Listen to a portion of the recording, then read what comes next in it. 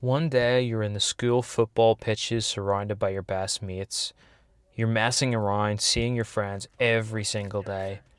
There's a feeling of camaraderie. There's a feeling of we're all in this together. You head round to your friend's house after school with a few snacks and hop on COD all night, shooting the breeze and seeing how far you can get on zombies. And then before you know it, you wake up one day as a 30-year-old man. But the problem is, you don't feel like a man. You still feel like the 16-year-old who skates, listens to Blink 182, and wants to be a professional wrestler. Only now, your friends have either moved cities, got married, or had kids. Meanwhile, you have been left behind. Your calendar starts to look more and more like an apocalyptic wasteland every passing day. You've got less of a social life than Rod and Todd Flanders. And you're hit with the sudden realization turning 30 is lonely. But how did this happen? How did you lose touch with everyone around you? How did you lose all motivation to create? Lose your sense of adventure, your desire to accomplish something, to be someone? Well, this could happen for a number of reasons. Maybe your work-life balance sucks. You've bought into the dream that school taught you. You worked hard for the right grades, went to university, and landed yourself a job. And it's at this stage of life, in your late 20s or your early 30s, where you've become conditioned to spending most of your waking day on your 9 to 5. You wake up, roll out of bed, make your Nescafe instant coffee, or go spend your hard-earned cash on some overpriced Starbucks drink. You clock in at work, update some numbers on a spreadsheet, and then you leave again. Except it doesn't end there. Because even when you do clock off, the intrusive thoughts of how you could have done more, sent more emails, been more productive, those thoughts come flooding back in. And it's even worse if you have to factor in a commute to your job. And when you get home, the thought of turning your TikTok rotted brain's attention to pursuing a creative outlet or even making friends seems like mental torture. It's much easier to just hop on Netflix, switch off your brain, and connect to your emotional life support in the shape of an iPhone. And also, one thing that no one talks about with a 9 to 5 is how it conditions us into wasting our lives away. Because we're always looking forward to that next paycheck. We're wishing our seconds and hours away. We've watched our bills come out at the start of the month, which rots away the little money we did have, and then we realize this is going to be a long haul until the end of the month. So about a week after we get paid, we start to check the calendar every day, counting down the weeks, counting down the days until we get our next paycheck. And really, we're wishing the time away, which is such an unhealthy way to live. Never living in the present, always living in a place of financial emergency, which robs us of the little joy we do have. And the result? We just spend even more money we don't have to cover the pain. We use it to buy more junk food, more of our vices, more shiny objects we don't need, and then the spending, being broke, being depressed cycle continues. Maybe you're in your late 20s or your early 30s and you can relate to what I'm talking about right now. And these feelings can overwhelm us. But how do we combat them? The first thing I want to mention is hobbies. Hobbies are great for meeting new people, developing new skills, and giving back to a community. And I especially love hobbies that involve meeting with groups of people.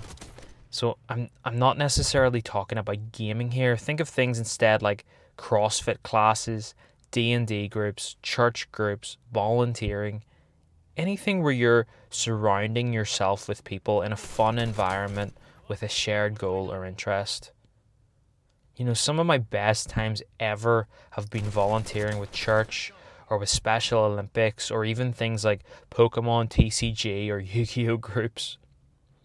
If there's something you're interested in, I can almost guarantee there's a community for it close to where you live.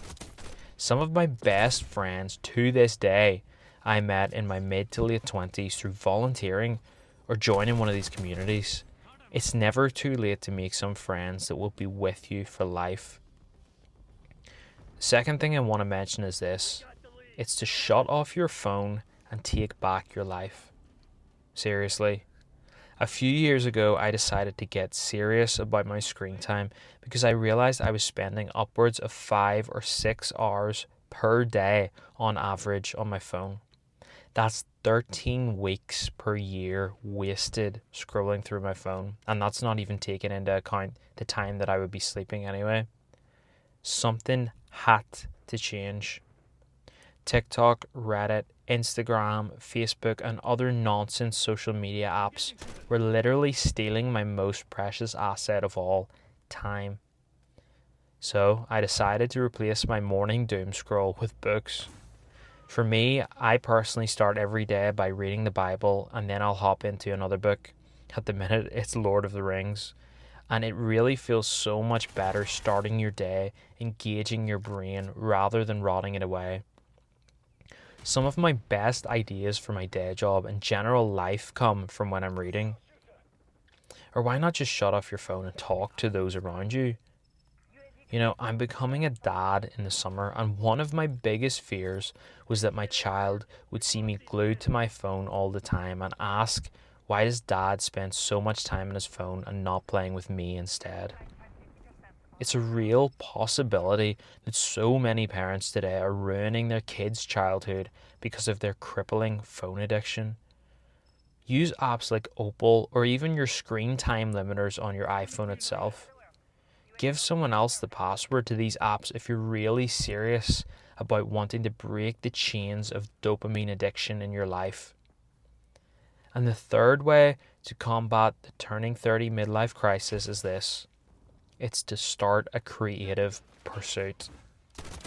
I've had creative outlets in the past, from songwriting to poetry to guitar, and even another YouTube channel which actually got some traction, but that's a story for another day.